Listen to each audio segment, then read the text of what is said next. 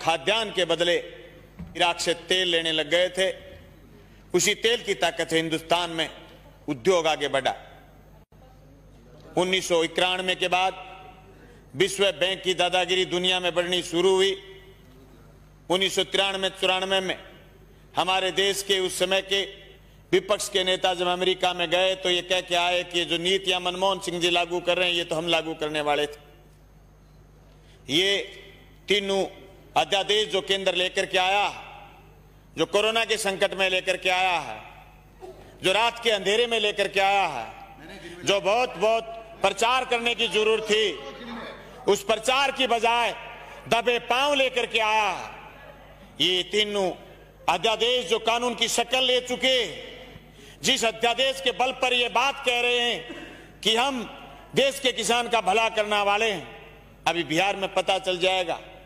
बिहार में इनका ट्रायल, ये तीनों अध्यादेश के बिहार में 2006 में एएमसी टूटी थी, अब बिहार में इलेक्शन भी। इन तीनों अध्यादेशों से किसान का कितना भला होने वाला है पता चल जाएगा। ये सिर्फ राजनीतिक बात ही नहीं। सभापति महोदय, ये जो तीनों कानून, कृषि उपज व्यापार और वाणिज्य संवर्धन सरलीकरण राजस्थान संशोधन विधेयक और कृषक कीमत आश्वासन और कृषि सेवा प्रकरार विधेयक और आवश्यक वस्तु सेवा अधिनियम विधेयक, ये तीनों विधेयक एक दूसरे से जुड़े हुए। सभापति महोदय, ये विधेयक तीनों अलग अलग नहीं पढ़े जा सकते।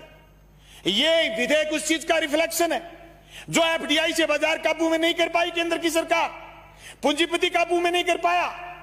यह आवश्यक सेवा वस्तु अधिनियम तोड़ करके बाजार पर काबू करना चाहते हैं। सभापति महोदय, यही नहीं कि मंडी से बाहर जो ग्राहक बता रहे हैं, किसी ने नाम नहीं लिया सुबह से कि ग्राहक मंडी के बाहर कितने किलोमीटर दूर खड़ा होगा, ग्राहक कितने कौन से गांव में खड़ा होगा, ग्राहक किसान की फसल खरीदने के लिए किसान के खेत जाएगा या उसकी डोर जाएगा या फिर गंगा जी के घाट पर जाके खड़ा हो जाएगा और यह कहेगा कि मैं तेरी जींस 1000 रुपए क्विंटल में खरीदूंगा, देनी है तो दे, नहीं तो गंगा जी में डाल दे। यह आश्वासन आज तक, जून से लेकर के आज तक किसी ने दिया नहीं।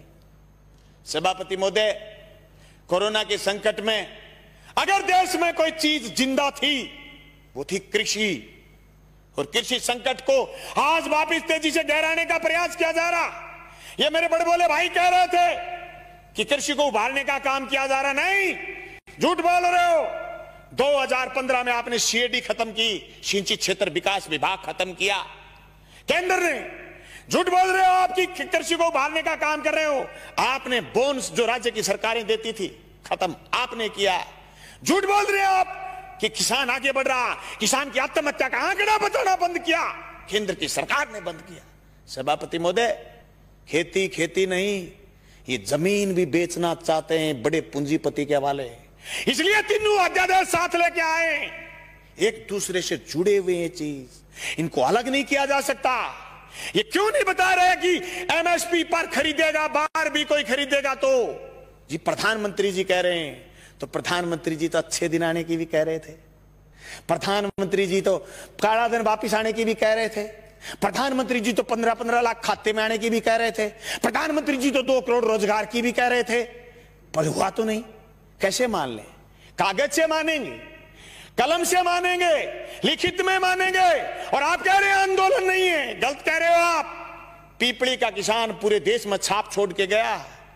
अरे हरसिमरत कौर इसलिए इस्तीफा देकर चली गई कि आपकी जमीन, उनकी पंजाब में जमीन, राजनीतिक जमीन खिसकनी शुरू हो गई थी। तुम क्या सोचते हो कि राजस्थान में किसान सड़क पर क्यों नहीं आया? आएगा, राजस्थान में भी आएगा। मैं गया था 25 सितंबर को भादरा, मेरे विधानसभा क्षेत्र में 5000 किसान इकट्ठे हुए थे। गंगानगर, हनुमानगढ़ में लोग इकट्ठे हुए थे। अरे राजस्थान में 800 850 मंडियां लगी थी पिछली रबी की फसल तुलाई में, और 30,000 टोकन कटे हुए रह गए। केंद्र की सरकार ने बंद कर दिया था। राजफेड खरीद लेगी तो नेफेड नट जाएगी, इनकार कर देगी। अभी मूंगफली के समय ये किया, ये तो अध्यादेश बुलाने के लिए, सदन बुलाने के लिए बात आ गई, और माननीय उपनेता विपक्ष के और इन्होंने ये प्रयास किए होंगे कि मूंगफली की खरीद शुरू करो, नहीं तो केंद्र ने हाथ उठाने शुरू कर दिए। सभापति महोदय, इन कानूनों से न सिर्फ बड़े पूंजीपति बल्कि नए सरमाएदार पैदा हो रहे हैं।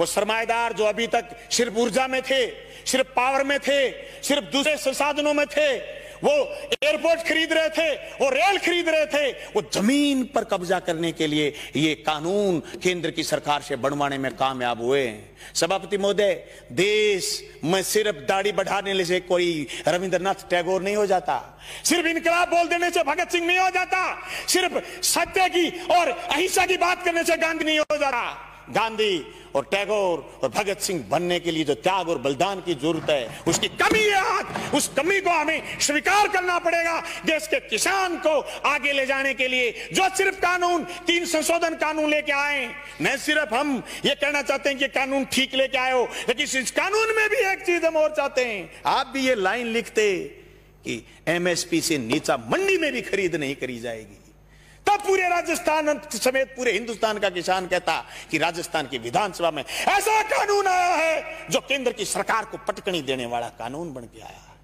मैं समझता हूं मेरा यह प्रस्ताव आप स्वीकार करें।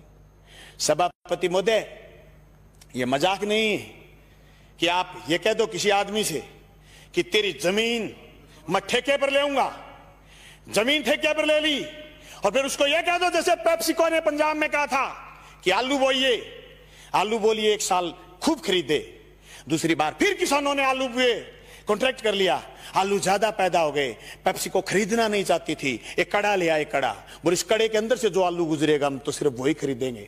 आलू सड़क पर गया, टमाटर सड़क पर गया है। आवश्यक सेवा वस्तु अधिनियम खत्म करने का परिणाम ये आएगा कि 200 रुपए किलो आलू चला जाएगा, प्याज चला जाएगा, टमाटर चला जाएगा, महंगाई आसमान छू जाएगी, इनके हाथ कट जाएंगे। जो कानून आपने मंडी तोड़ने का लेकर के आए हो, मंडी टूट जाएगी, खरीदार नहीं बचेगा, दर दर की ठोकर खाएंगे।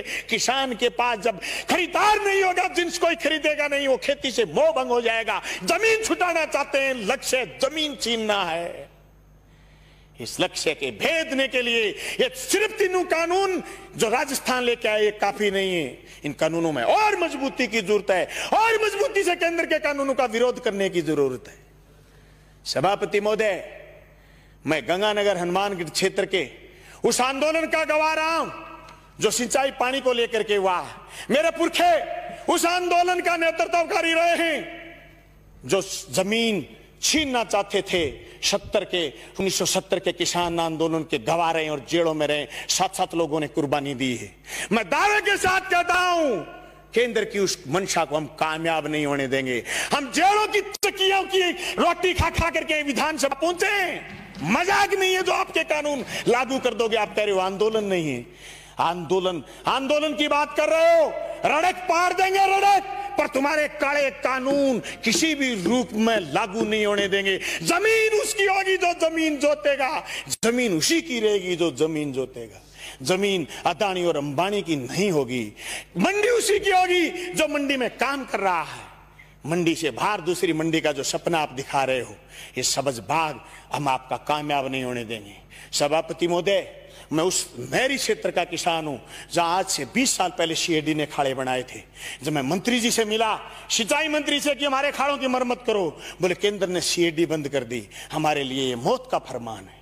ये 3 कानून भी मौत के फरमान है। सभापति महोदय, मैं ये कहना चाहता हूं, ये सिर्फ 3 कानून यही नहीं है, भविष्य के कानून और बता रहा हूं।